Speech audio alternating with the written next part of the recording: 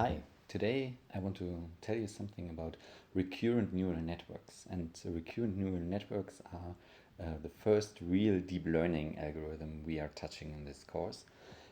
Because what we've seen before is that we just had a very simple architecture. We were able to stack different layers one on each other. But just because you have deep layers and a deep network in terms of layers doesn't make it a real deep learning algorithm in the end. So when we are talking about deep learning, we are talking about changing the structure of this algorithm. And to see how this works, we're gonna have a look at an official TensorFlow tutorial again on text classification. Text classification is something we already covered, and it's the same data set you have seen before. So it's the IMDb movie review data set, and the task is to predict if a movie review is positive or negative. Let's have a short look at the code, and then I will explain what the cool thing about this artificial neural recursive neural network stuff is. So first things are very basic. As always, we import TensorFlow and TensorFlow dataset. Then we create a function to plot our metrics in the end. This is something we already saw. Now we create an input pipeline. So we want to download the dataset, and again we will use a subword tokenizer. And we see this here we have our encoder, so every word is encoded to numbers. And as you can see here, we have altogether 8,185 words in our vocabulary. And if we take a word that is not in the vocabulary, like in this example, the word TensorFlow, then the subword tokenizer is breaking down these words. So the word hello was not in the dataset, not surprisingly, because hello is normally not a word that is used in a movie review. So we have hell, o, ten, sor, fl, and o, and a point. And these are now our words. Then we define a buffer size and a batch size, and now we create our data set. And for this we just shovel the data set and we reduce it to our buffer size by this. And then we use the train dataset padded batch function. And this is the first point where something might go wrong if you run this on your machine. So it depends again on the version of TensorFlow. This is not really updated because the padded batch function now expects two variables, not only batch size but also the padding dimension, padding shape is it called. So here there might be a problem. As I said, this will be, if there's a problem, it's due to different versions of TensorFlow. So what we want to do is we want to use the Keras implementation again. So we use the Keras API within TensorFlow, and we use the sequential function. And the sequential function is what we used all the time. So this is where you just can stack one layer after another. And here the idea in the model is, as you can see here, we have a first layer with embeddings, same we saw in the last video. And then we add a so-called bidirectional LSTM. LSTM stands for long short-term memory network. And it's quite interesting because this algorithm was developed by Hochreiter and Schmidhuber when they were here at our university, at the Technical University in Munich. But the algorithm is quite old. It was, I think it was first published in 1995 or so. So it's several years already old. What is it doing? This is the important thing we have to ask ourselves. So a long short-term memory network, LSTM. What we saw in all the other examples is that what is happening, if you look back to the last tutorial, we take words, transform the words into numbers, and then these numbers are mapped into a vector space. We have seen trainable vector spaces, word embeddings, word2vec, but as a trainable version.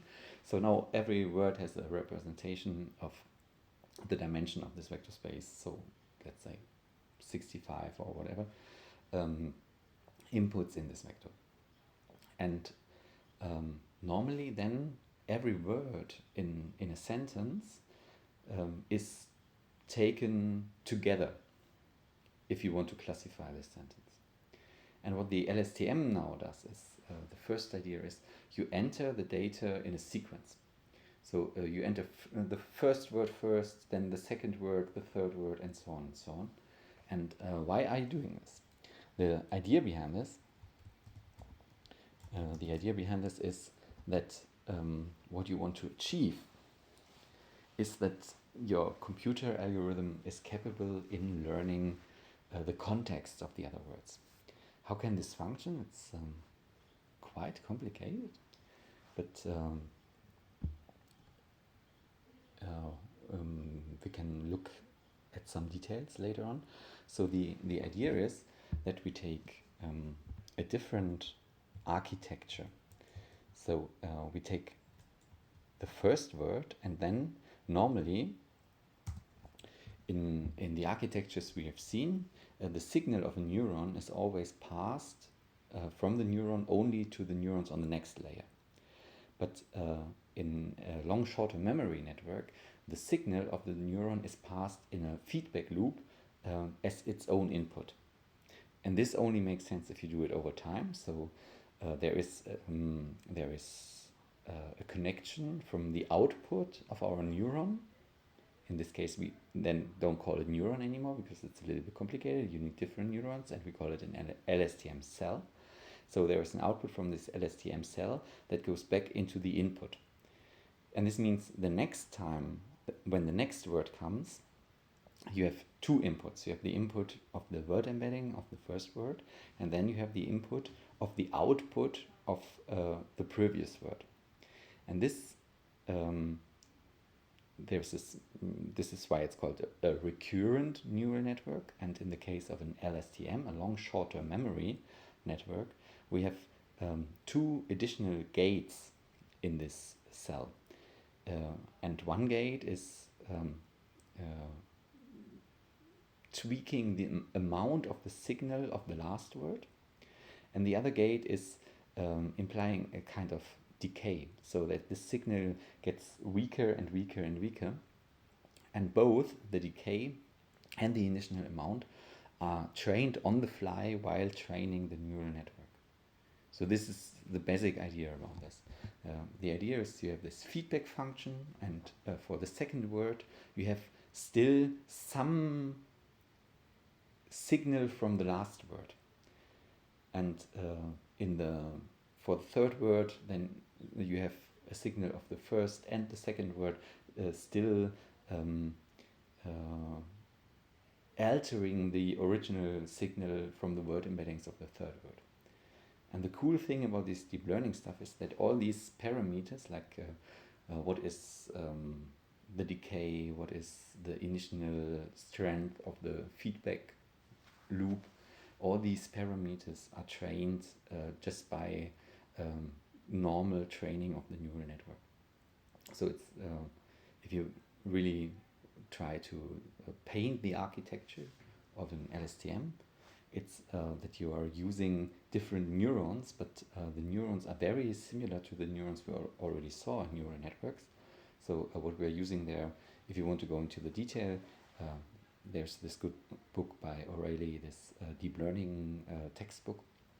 So if you want to go into the details, you will see that in an LSTM there's one neuron that uses tan function. The tan function is very similar to the sigmoid function we already saw.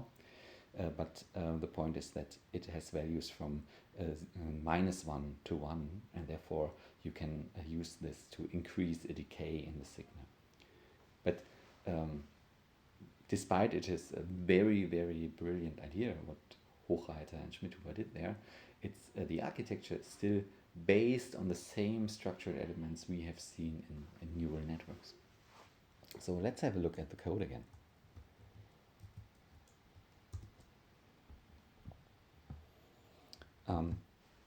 Here is another thing.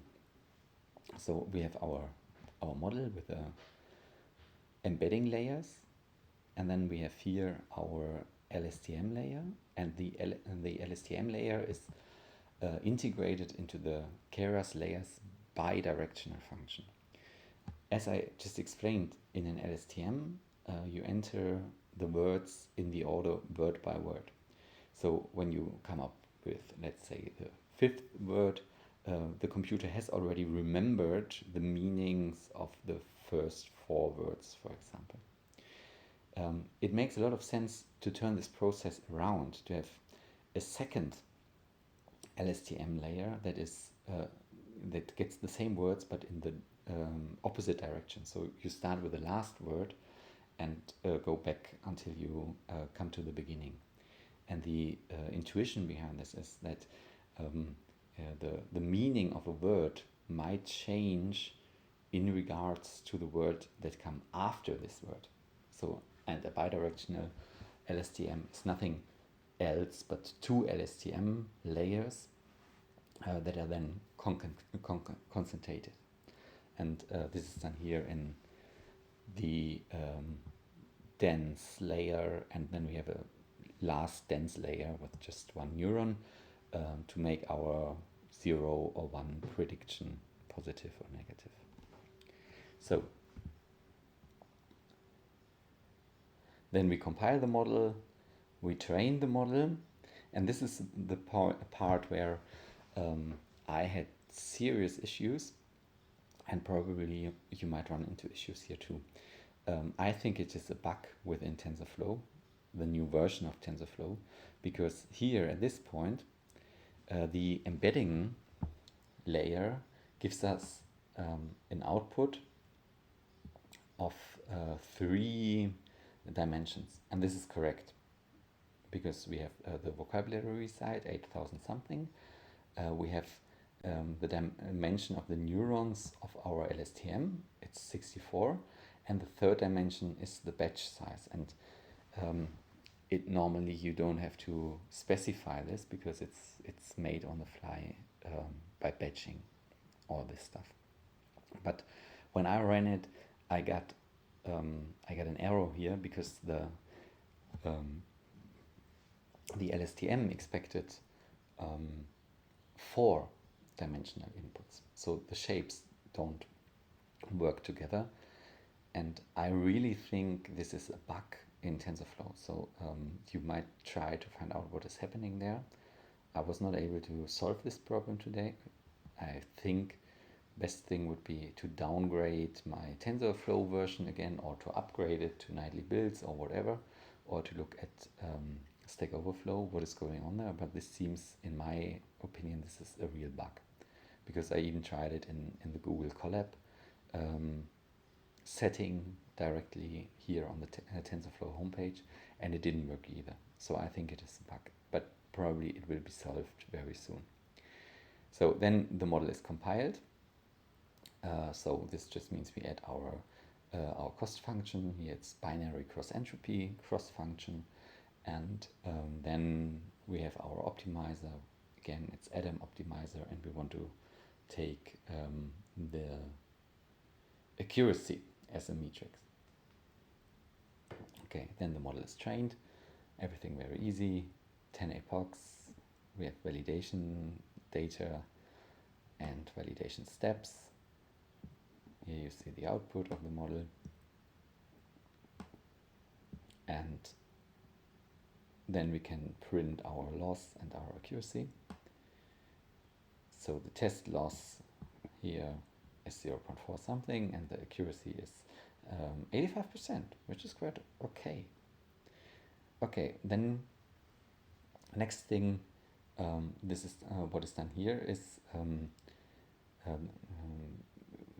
in the above model we applied padding, and as I said, this might lead to problems already. Another alternative is masking.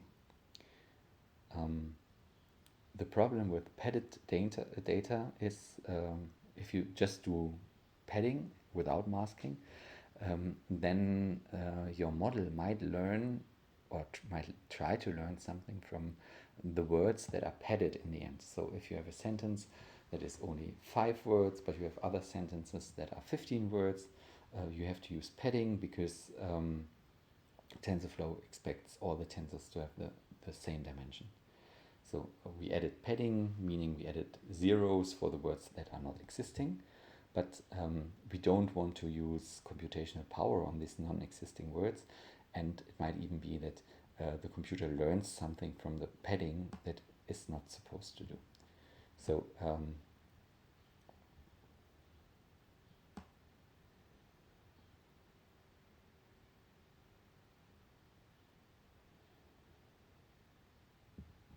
in this example,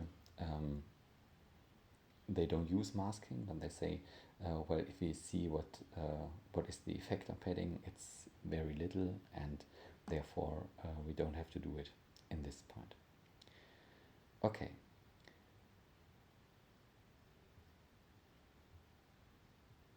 Prediction, if you do padding false or padding true, as you can see, the accuracy of the prediction doesn't really change it.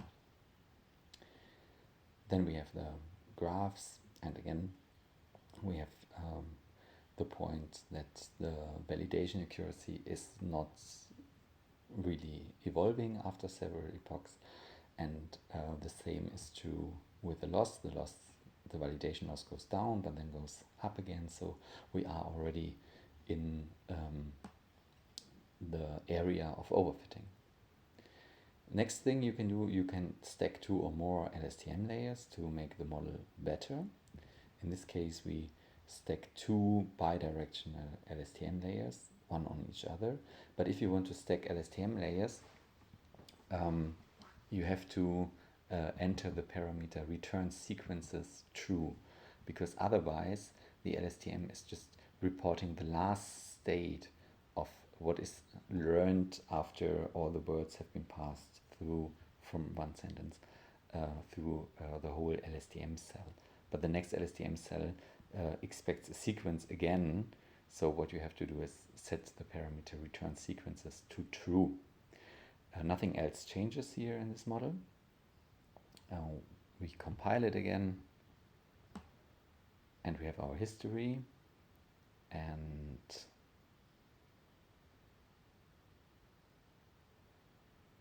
yeah, as you can see, the problem, so normally you would expect the model is now better, but as you can see, it's not really better, but the problem is that because of the additional second bidirectional LSTM layer, we are heavily into the area of overfitting, and our model is getting worse and worse and worse.